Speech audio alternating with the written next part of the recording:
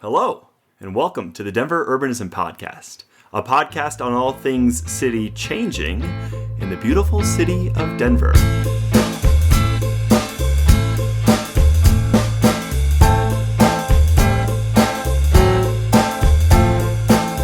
Music goes. It's nice that we have music now. It's so nice that we have music now. That was Cool Guys by Serge Quadrado from the Free Music Archive. I don't know if we have to give him a shout out, but thank you, Serge. And thank you for listening, dear listener. Here I am, James Warren, and I'm joined by my co-host, Andy Cushen. Hi there, James. Glad to be here. We also have somebody else in the spectacular Denver Urbanism podcast studio, Justin Bai. Justin, how are you doing? I'm doing great. Thank you for having me. Of course. Justin, we're excited that you're here today because this is a really, really opportune moment to spend some time talking about downtown, which I actually don't think that James and I have even spoken about yet on this Denver Urbanism podcast. Downtown Denver has been in the news, will be in the news forever, gets a lot of coverage in the news. Obviously, Denver Infill is very focused on downtown Denver. But there is a lot of change that is possible, a lot of change that people are excited about in downtown. And recently, you and a couple students in a class that you were taking did a project that just really, really attracted our attention and was pretty exciting. Right. So I'm a PhD student at CU Boulder, and this past semester I took a course on transportation, mobility, and sustainability. For the final project, we came up with a proposal to make Larimer Street a pedestrian-oriented street. So for those of you who may not be totally familiar with Larimer Street, you may know that Denver has two sort of different grid systems. In the downtown area, there is a grid system that runs diagonally parallel to the South Platte River. And then as Denver has expanded, it switched over to a cardinal grid system. So Larimer Street is part of that original diagonal grid system. It starts on the west end at Auraria and then goes all the way to Downing Street, where it transitions into that cardinal grid system. And are we talking about the entire street here, all of Larimer Street being pedestrianized?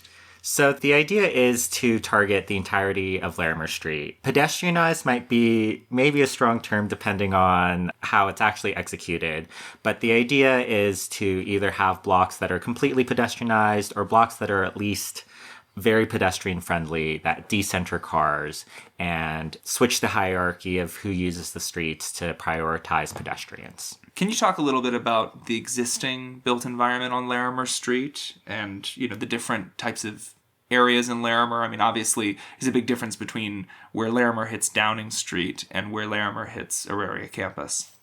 Right. So on the west end, there's a part of Larimer Street that is in the Auraria campus that was recently redeveloped as part of the Larimer Street Bridge reconstruction. So before the Larimer Street Bridge was a very, car-oriented bridge that had 3 lanes of traffic. And that was completely redone and just reopened only a few months ago to make only 1 lane for cars and have a bike lane and a sort of pedestrian plaza space. I bike across there every day. It's amazing. I used to never bike across there for obvious reasons, but now, every single day. Yeah, it's great. It's a very beautiful bridge, actually, because they have sort of made it into this pedestrian plaza with string lights and lots of seating. And then going over the Cherry Creek River, we hit Larimer Square, which is a historically preserved block and a site of retail and dining. And Larimer Square has also been recently redeveloped to focus on the pedestrian. So before the pandemic, it used to be open to cars. And then during the pandemic, there was a focus on public open space and outdoor dining. And so they have actually installed permanent bollards at Larimer Square. This is probably the section that most people think of when they think of Larimer Street. If you're taking somebody into town, you're probably going to show them Larimer Square, right? And if you look on the city website, if you look, click around like visitdenver.com, it's going to feature Larimer Square. They'll have, banners with the Colorado flag going over it, or the Avalanche jerseys, or, whatever is in season. And this is sort of a recent crown jewel of Denver in many ways. It's almost one of these things that now that it is the way it is, with a car-free space that's open for dining and leisure, it's almost hard to imagine how it could have been before, even though that was only a few years ago. In recalling the story of how Larimer Square became a Larimer Square instead of just another block of Larimer Street, it was just sort of vivid. I'd even forgotten the term social distance,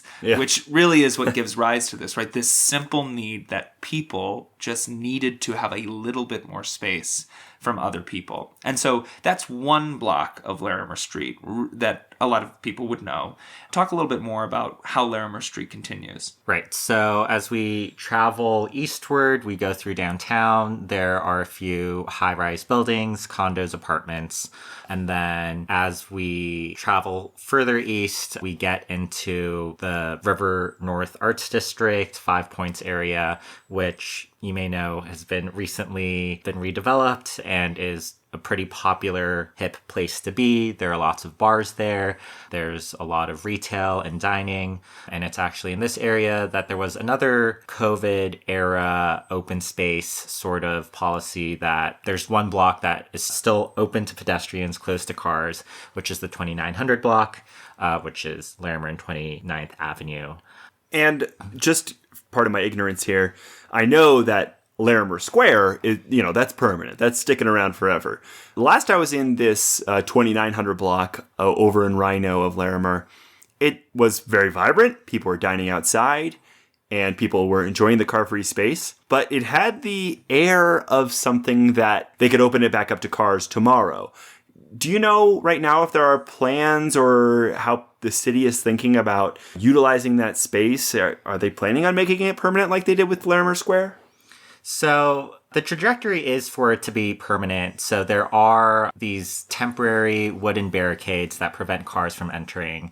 And you do raise a good point because there were a few other blocks in the Rhino area that were closed to cars during the pandemic. I believe it was the 2700 block, and that block actually reopened to cars as time went on. But as far as the 2900 block, it seems that the businesses there love it.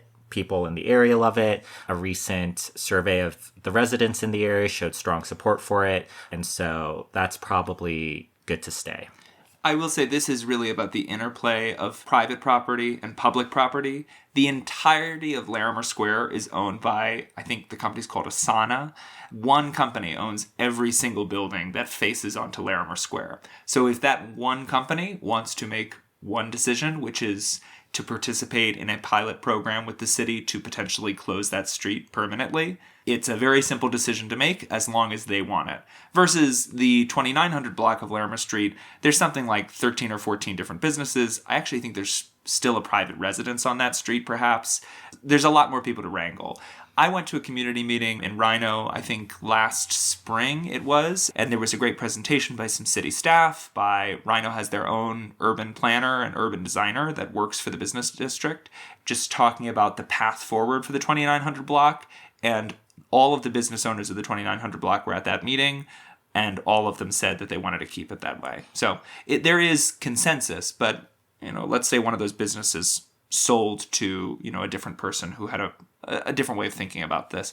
It's a little bit more difficult just to wrangle that many private actors into agreement about how they want this space to be treated. Yeah, okay. So obviously there's Larimer Square. There's this connect the dots component to connecting it to this 2900 block in Rhino. On some level, it makes sense to my brain why use Larimer. But from a larger standpoint, why Larimer?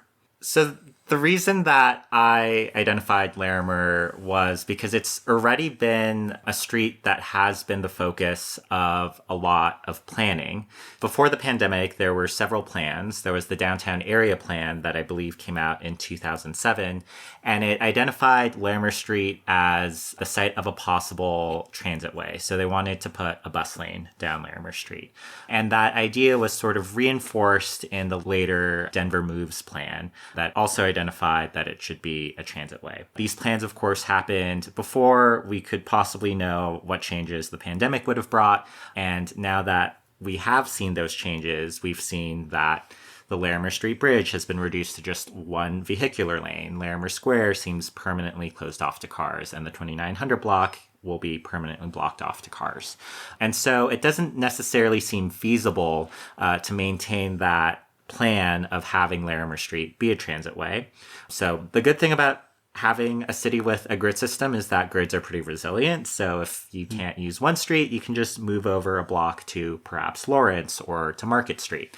But I think there is, a sort of kernel there of these plans, which is that Larimer is a street that would be good to deprioritize cars on. There's a lot of nightlife, there's a lot of retail that brings a lot of foot traffic. And so as a result, the idea is to sort of tweak the previous plans and say, okay, it doesn't seem super feasible to have a transit way, but we could still maintain the idea of decentering cars and make it a more pedestrian-friendly street.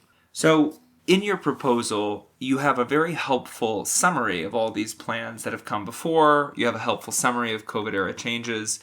But how does something like this actually happen? It's one thing for individual property owners to go to the city with a proposal and say, I'd like you to do this to the block that I'm on. On some level, it doesn't really affect the other blocks nearby. You could pretend it doesn't. But a whole street being taken away from traffic in the city and county of Denver, could that be possible? How would that be? So I'm gonna say this sort of tongue-in-cheek, but also with some level of earnestness. It's pretty simple. You just need to put it in a plan. So before the city or county of Denver does anything, it first needs to be in some sort of plan. And so, we've had these previous plans like the downtown area plan, the Denver Moves plan, and it's just a matter of getting Dottie to put it in a plan or some other agency.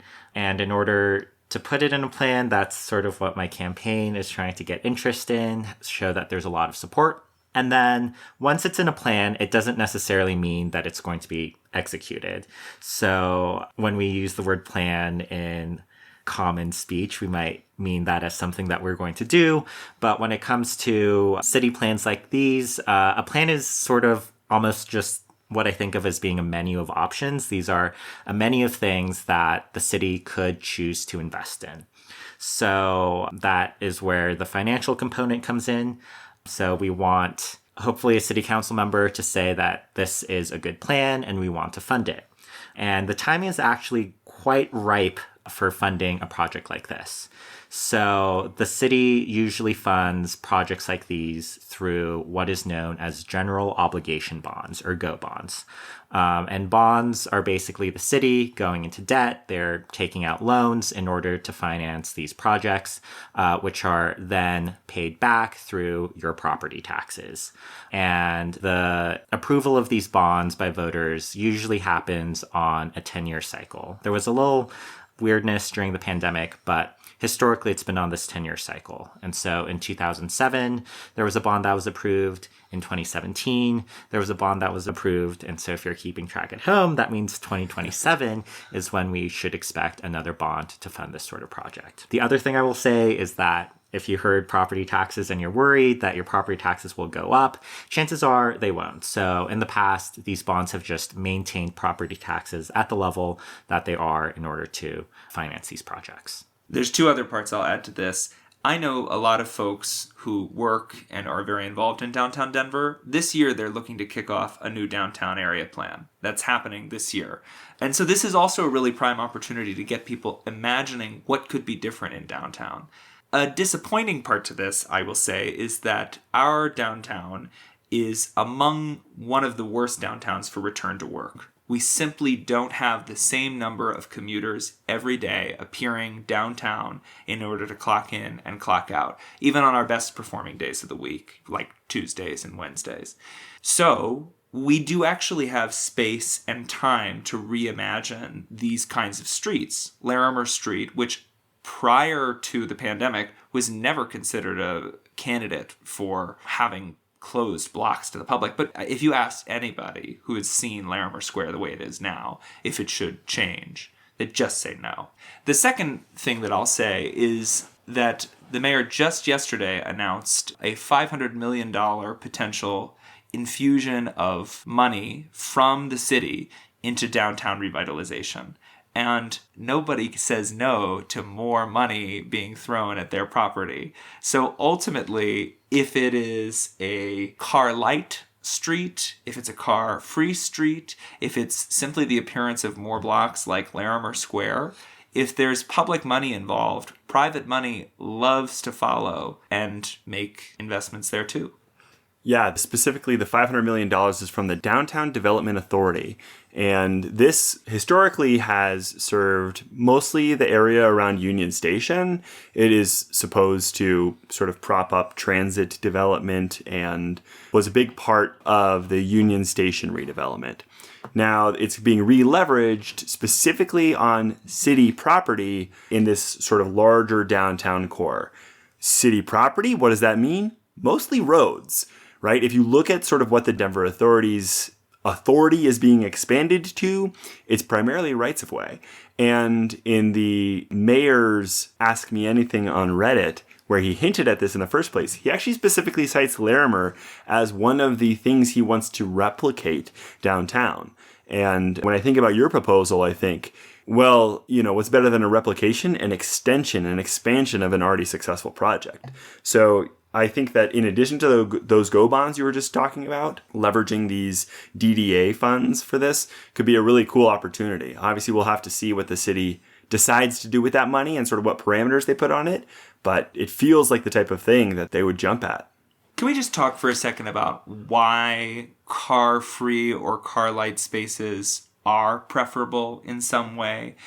I think, we understand when you visit, for instance, Larimer Square or the 2900 block of Larimer, we are enjoying them. But what are the aesthetic qualities of enjoying it? It's quieter. You have extra space, maybe even a space that feels fancy or exotic. It feels special to be out on the street or, to be able to dine outside, and then that's not in some enclosed back patio, but you can observe the street life around you. It offers an opportunity to experience other people in proximity in kind of a safe way too. Sometimes we get nervous in crowds in America. This is generally not a very densely populated country. And so to be able to have a public plaza, public square, public parks, we understand part of that is being in the public. And when we have more authentic public spaces that can exist where cars used to be, it's another way of getting people more and more comfortable perhaps to that downtown or dense living. And again, these spaces are very successful. We've seen a lot of these spaces try and stay car-free or car-light post-pandemic. When they survey Denver residents about car-light streets, they found an overwhelming support for car-light streets. We have just gotten rid of cars in some of our parks or some of the roads that go through our parks during the pandemic.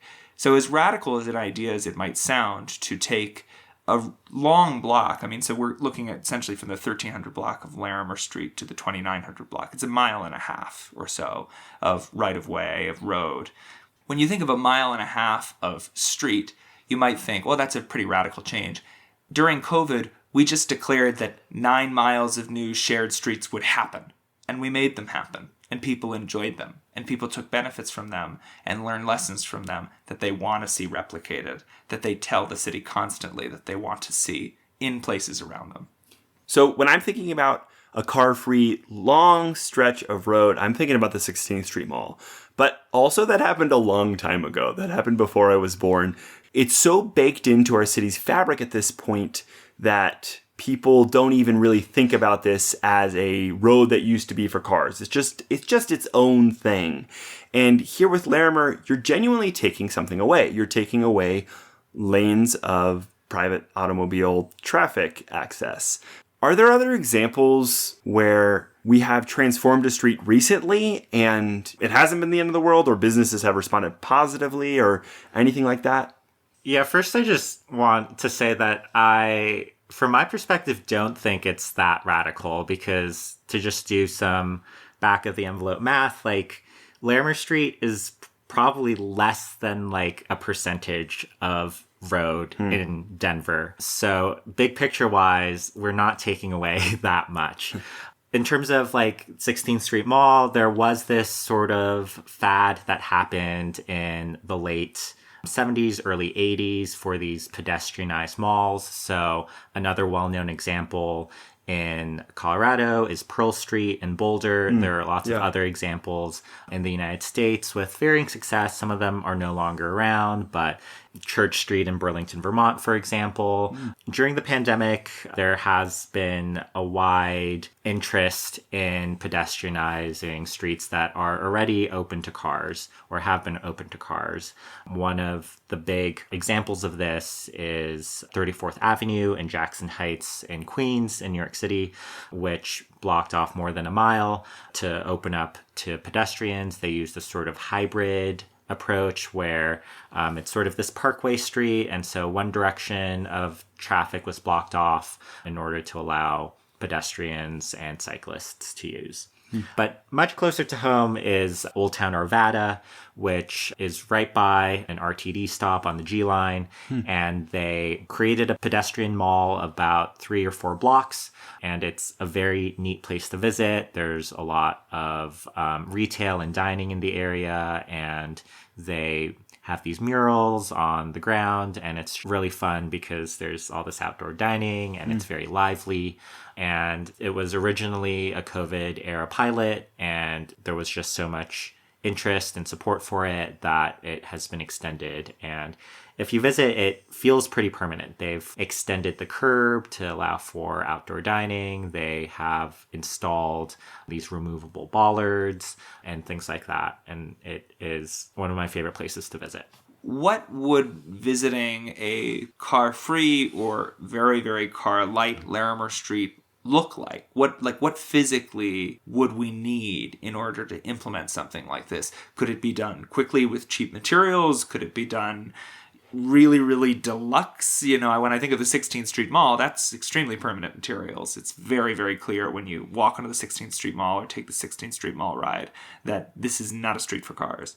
So for that class project that I mentioned earlier, we created an ArcGIS story map that goes through these sort of 3 different levels of redevelopment, sort of varying in intensity. So the first one is perhaps like the least intense or uses tactics that are tactical urbanism. So this could be things like installing planters or installing a parklet. And these are things that sort of reanalyze the street as something for people to feel more comfortable walking around in or moving around in. If you want to go more deluxe, as you said, you can sort of reimagine an entire block with making very permanent changes. So one of the sort of ideas that we borrow is this Dutch word called a wonerf. Is that how you pronounce that word? I've always said Woonerf because I'm an idiot. Yeah. I'm a dumb American too. I've said Woonerf. Right. So how do you say this word, Justin? I've said it Wonerf. It's spelled Woonerf. And it's a street that the term literally means living street. And it's a street that allows cars to travel through it. But cars are very much deprioritized. And so just walking on a Wonerf, you feel very comfortable walking down the middle of the street, for example. It typically has no curbs. It doesn't really have a sidewalk because ideally pedestrians should be able to walk throughout the entire street. And that might sound maybe dangerous, but it's really about organizing the street in a way that discourages speeding and really encourages pedestrians to walk around. If you're interested in seeing a Wonerf, there actually is one in Denver. It's on the 39th Avenue Parkway, and I love walking around there. There are cars that can travel through it, but it never feels unsafe, and so we could bring some of those practices to Larimer Street for blocks that we want to still allow cars. Maybe there's a parking garage or something that necessitates access for cars, but we can still allow pedestrians priority on those blocks.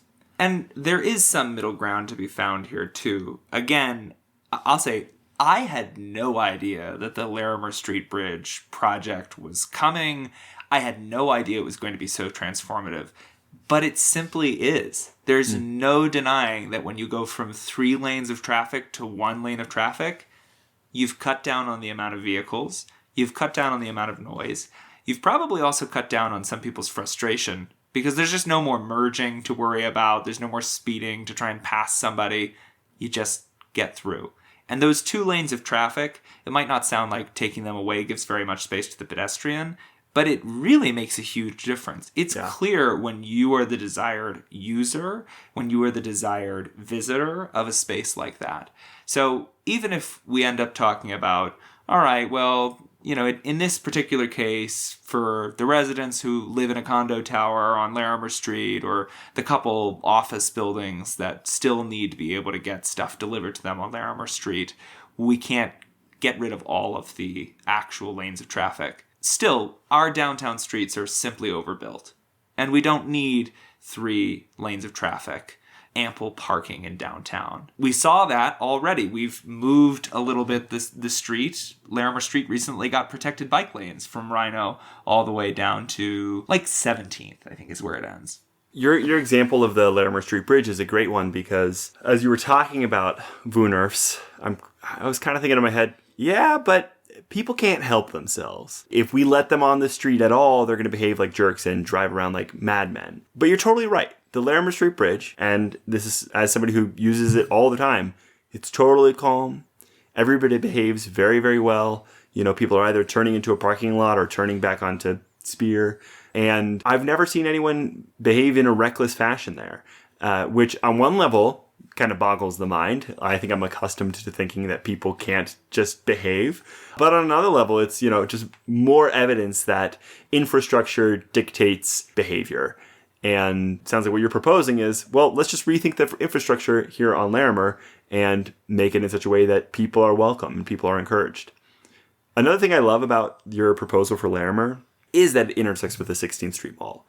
The 16th Street Mall is this great northwest diagonal through our city, but we lack a perpendicular road to allow you to access other parts of the city and to provide for conveyance in another direction. And so this would, I think, be pretty transformative in that way, where now you can connect from the 16th Street Mall through Larimer and have this incredibly pleasant car light or car free experience.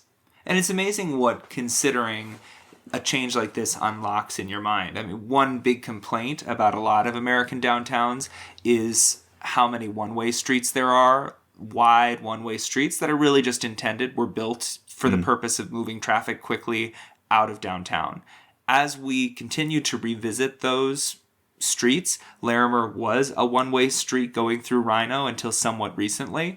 As we continue to revisit whether or not we actually want streets to be one-way streets, even in a world where it's not car-free, to have more ways to move people in both directions up and down Larimer Street, the bike lanes unfortunately just kind of have to follow this. We have one-way bike lanes that follow the one-way streets. And so sometimes you get a little stuck downtown because you, as you're biking, just say, oh, I guess I have to go up 2 blocks just to kind of come around to the right to come back a block. So to have that kind of connectivity, would be really transformational. Justin, we'll let you go here in a sec. Thanks for your time today. But I wanted to ask, what can people do to get involved with this campaign? I mean, you've laid out this excellent ArcGIS story map, which of course we're going to link in the show notes so people can go explore themselves, and I encourage people to do so. But once they've checked it out and once they're on board, what's next? So, like I said, I'm hoping to launch this as a campaign. I'm just setting up things like socials. I'll have an email that you can contact and we can collaborate together and maybe hold some events and garner support and show that there is an interest in this and the city and county of Denver will know.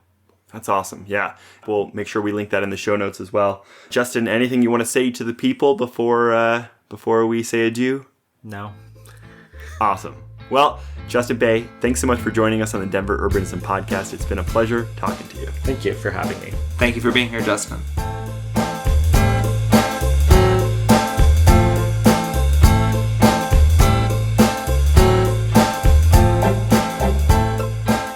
V's made things Dutch. I saw WOO and I go, woo nerf! Oh no.